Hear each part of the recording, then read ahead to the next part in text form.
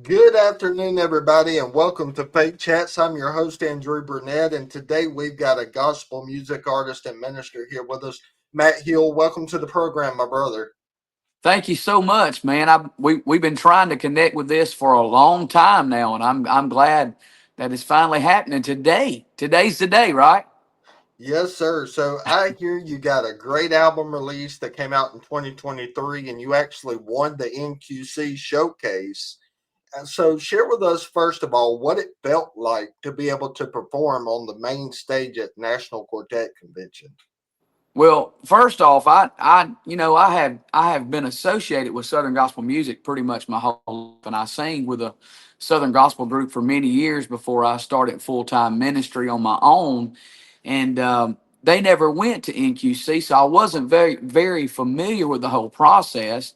I'd heard a little bit about showcases, and I just thought it was just something that people just went and sing at. I didn't know that if you did well, you went to main stage until I got there and it started going down, and that's kind of out of my comfort zone, being competitive, which I wasn't, but that was kind of the mind frame, and so I got behind that curtain that day at my showcase, and I just said, Lord, I don't really know what to do here. He said, just do what you do what I've called you to do. So I just went out and had church with the people and just sang a few songs and ended up on main stage. And it was all kind of shocking to me. I just kind of rolled with God's plan.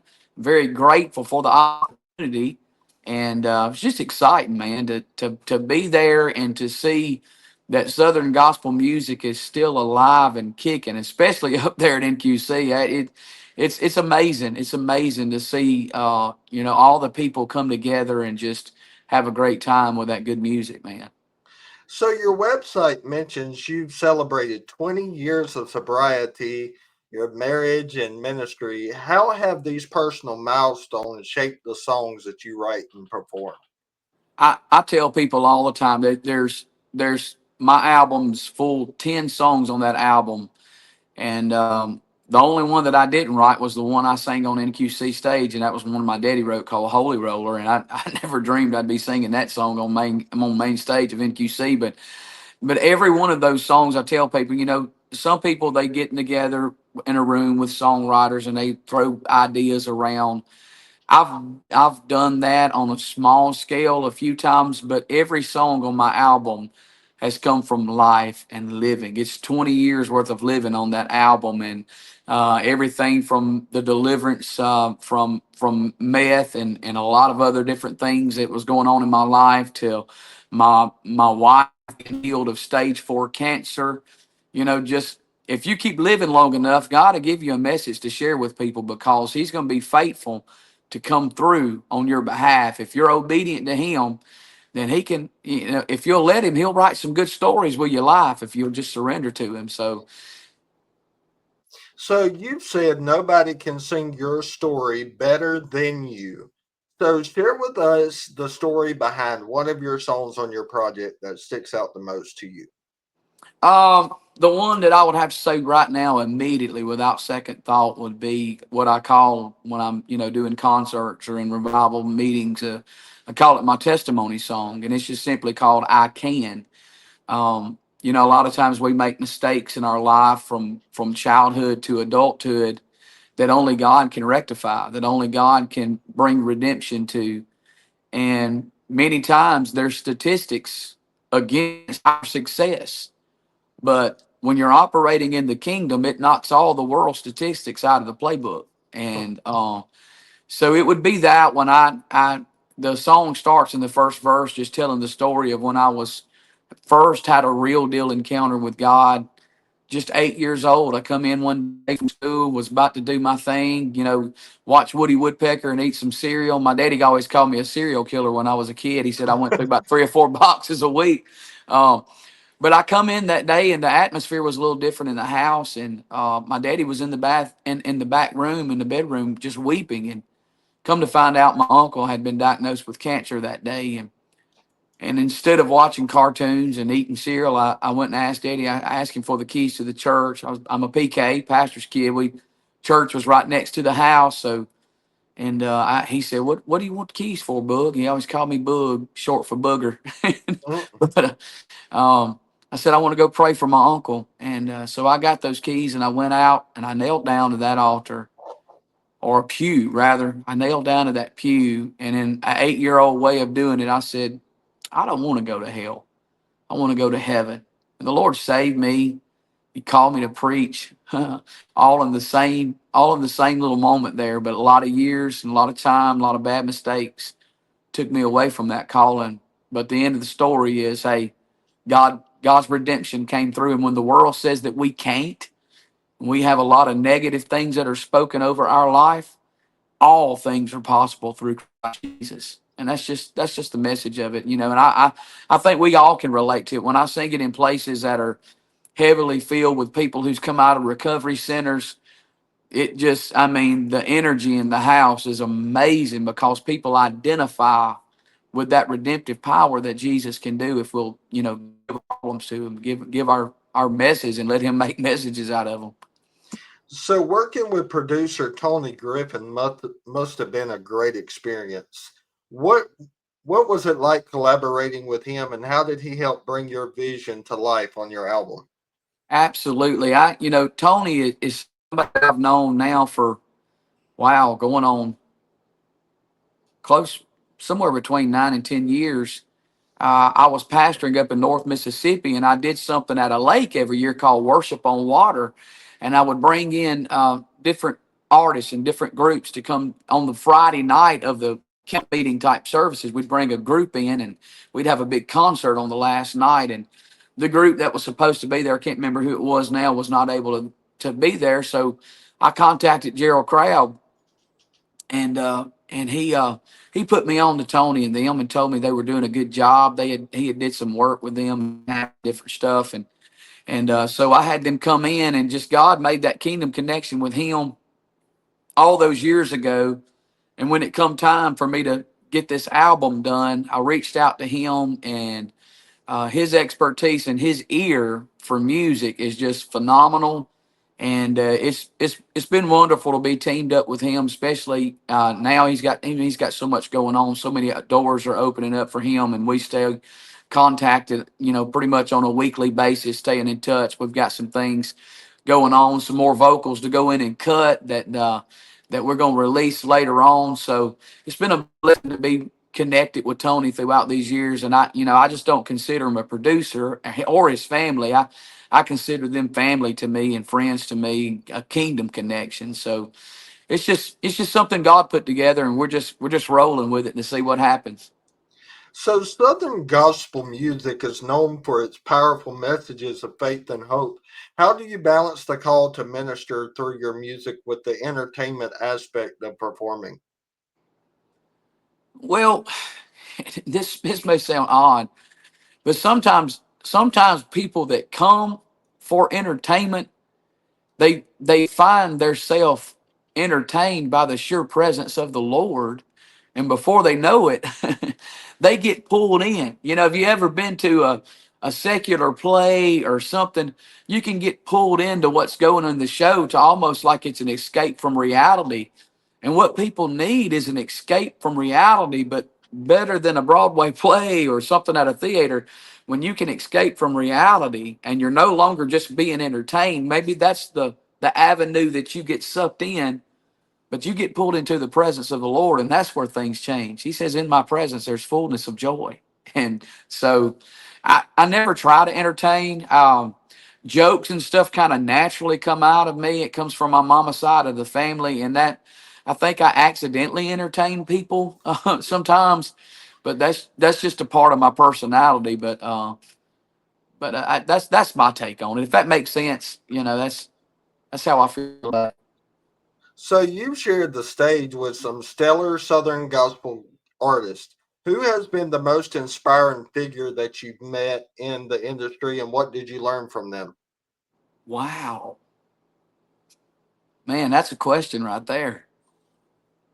Uh, ask me one more time. You've shared the stage with some stellar Southern gospel artists. Who has been the most inspiring figure you met in the industry, and what did you learn from them? Jeff Easter, Jeff and Sherry Easter.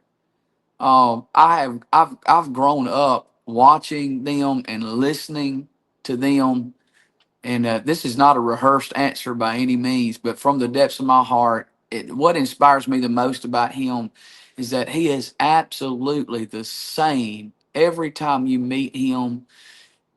You don't have to speak to him first. If he recognizes you, he will speak to you first. I remember when I won the showcase at NQC, my first time to ever go to NQC, he was walking across the parking lot and he recognized me from them being at our church.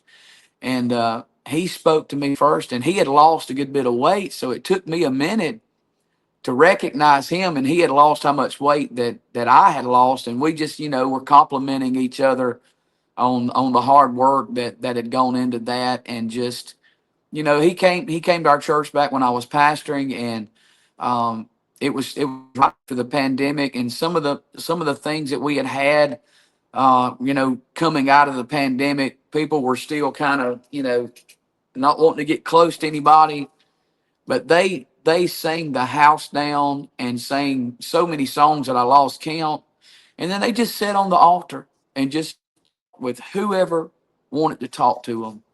And so I think that's what means the most to people, is to be truly authentic, and the love for people and the love of God be shown wherever you are and whatever you're doing.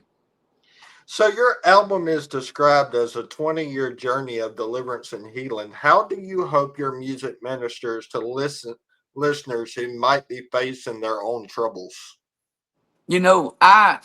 Andrew, I don't know what all. I mean, it's patience, patience, patience is what I'm working on with this album, because it's took so long being here, and I'm being patient every day because I know it hasn't reached its potential yet. So my number one prayer is that for whatever platform God puts any song of this album on, I pray that it reaches the potential that God has destined for. And I know if it does, it's going to touch so many hearts and so many lives. And I think people are going to relate to a lot of the stories, whether if it be sickness, whether if it be, addiction, whatever it plays into their life, or just plain out burnout from ministry. There's songs in the album that minister to a lot of different areas. So my prayer is not that it brings attention to me or what I'm doing, but that it reaches the highest potential in the kingdom that it can for what the Lord has in store. I don't know what all He has in store, but I'm excited to see it all unfold. And page at a time, page at a time. So, as a minister, how do you see your music fitting into your broader calling to share the gospel and as a pastor? Well, Andrew, I don't know if you know it or not, but on April the 27th was my last Sunday of pastoral ministry, and Oh, wow. yeah, the Lord spoke to me in September of 2024 and told me He needed me on the front lines of revival. Evangelism has always been my first calling. And so I was faithful to pastor for 16 years, two churches in 16 years. And God blessed those churches and blessed us from being a part of those ministries. Gave my kids a great foundation in the church. But since the 1st of May, I have been full time on the road, preaching revivals and singing. And my music ministry and my evangelism and my preaching, they go hand in hand. They always have. A lot of times, the Lord will use my music to get people drawn in by the anointing of God, and then I can release the word, and it just flows together. Actually, right now, if you look behind me, you see the treadmills. This is not in my house. I have been at this hotel since last Sunday. Tonight, I am going into my 11th night of a revival. It was only supposed to go through Sunday through Wednesday, but we are in our 11th service tonight. I had to clear some things out of the way. I had a brother in Arkansas that was kind enough to reschedule with me on a booking that we had because we just had to stay here and what God was doing. But since we've been here, brother, we have seen 20 saved and 23 filled with the baptism of the Holy Ghost. There's been miracles, there's been signs, there's been wonders. I mean, it's just been amazing what God has done. So yeah, Matt Hill Ministries is full time on the road, and you can go to matthillministries.com and find our schedule. You can find our links to our music. We're on Spotify, all that kind of different stuff that's going on. But this is, and we had a great transition with the church, a healthy departure. A lot of times preachers just I don't know, they drop the mic and walk off. It wasn't like that with me. Our church actually gathered around me and set me forth and prayed for our ministry as we launched out, and didn't lose one single family during their pastoral change. And so it was a healthy thing. And we're still connected with the church, and we've actually got some ministry needs right now for our sound equipment and different things for merch and product. And the church that I just left from being the pastor of, they're doing a benefit, a fundraiser Saturday to help with those needs. So you don't see that kind of stuff often, but that's only God that can do that. So I hate to put that on you right there and you not know that, but it's good news. It's good news. So I'm thankful to be out here on the field. So you mentioned you enjoy connecting with Southern Gospel fans. What's one fan interaction that has really stuck with you and reminded you of why you do what you do? There's this little guy up around Tupelo, Mississippi, and he is the biggest Matt Hill fan that has ever existed. In fact, he's an older boy now, and but he has a doll that he's had since he was a kid. And at one time, I had my hair grown out. My hair's kind of curly when I let it grow out, and the doll had curly hair, so I guess it made him think of me. But that's his Matt Hill doll. If you go back through my photos, you will see pictures throughout the years of me holding this kid, and now I can hold him. He's got so big, but it just it's amazing to me to see things that other young people would think is out of style. When people have the right heart and they connect with it, you know, uh, you can just have a great connection no matter the age gap. I got another buddy that if I'm within 2 hours of him, he's gonna show up and he's gonna help me. His name is Drake West, and he's in a chair, a mobile chair. He's come through a lot of struggles. He'd be a great guy for you to do an interview with. He's gone through a lot of struggles in his life. He was born with a disease that really crippled him in a lot of ways, but emotionally and spiritually, he's very strong. There's not anything that he won't help do in the kingdom. But so I look forward to having continued relationships with wonderful people like that. So you're hosting something called Holy Rolling on the Sea.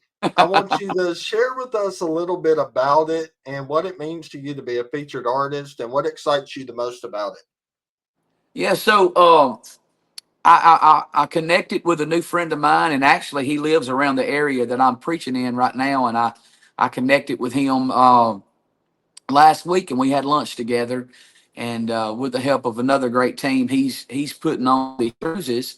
His name is Matt Linton. He's the lead singer for the Right Road Quartet, and I first met him at NQC, and I saw through some mutual friends that he was putting on this cruise, and so I contacted him. I said, "Hey, man, that looks so cool that I would like to do."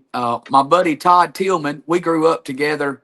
Our daddies are both Church of God pastors in the state of Mississippi. I saw Todd was going to be on the cruise, and I'm wearing his cap. I bought it from him on the cruise last year.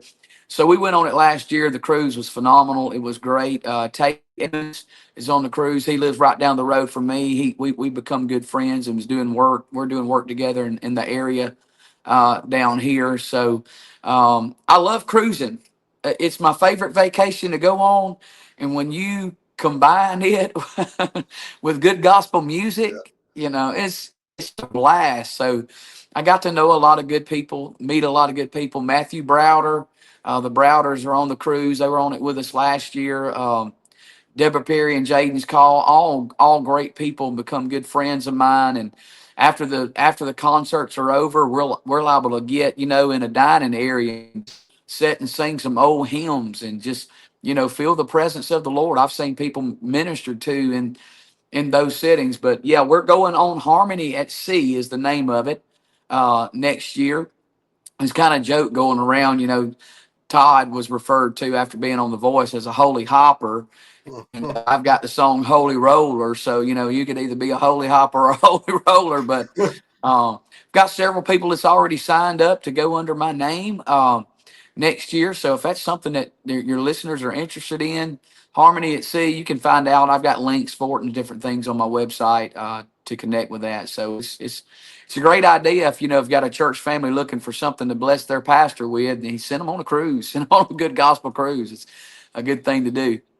So Southern gospel has deep roots from shape note singing to modern quartets. How do you stay connected to the genre's traditions while bringing your own fresh perspective?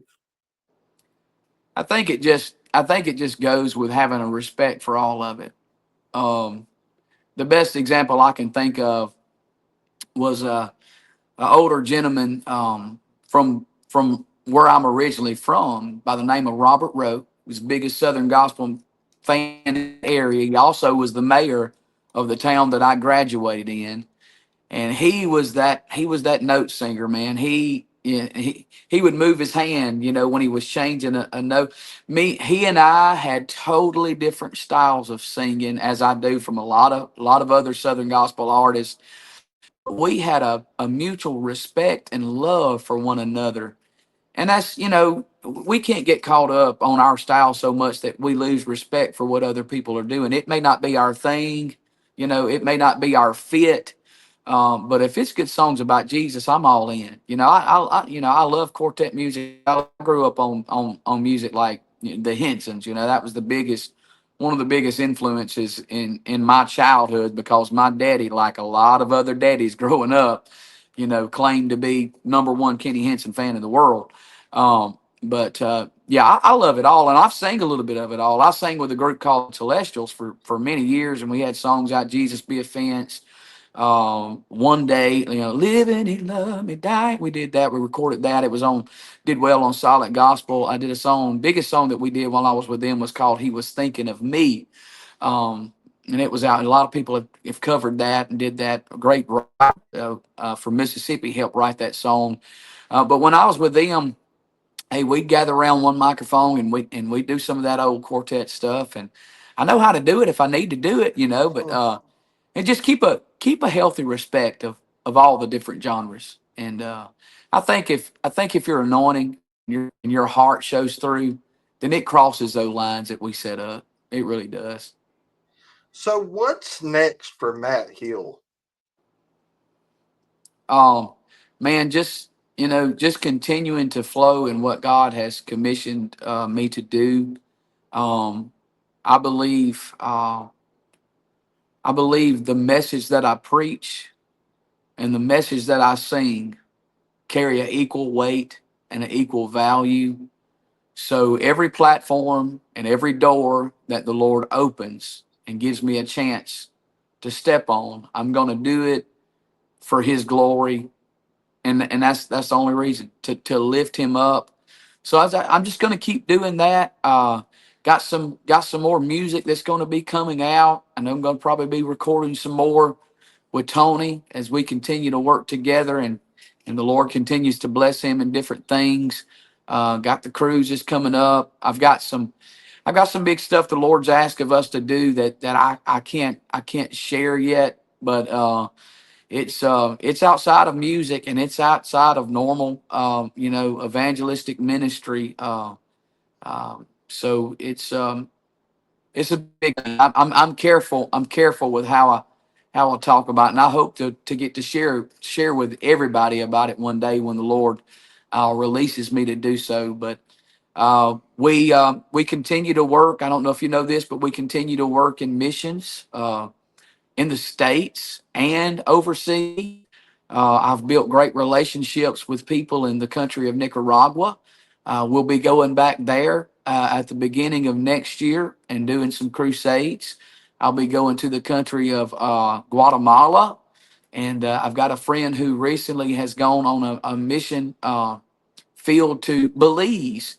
Wow. So we're going to continue to do work when you know Matty Hill Ministries is not just I'm gonna come to your church and I'm gonna sing and I'm gonna leave or I'm gonna preach and I'm gonna leave. It's a global mandate. God has big things in store for us, and we're just gonna remain obedient to Him and everything that He tells us to do.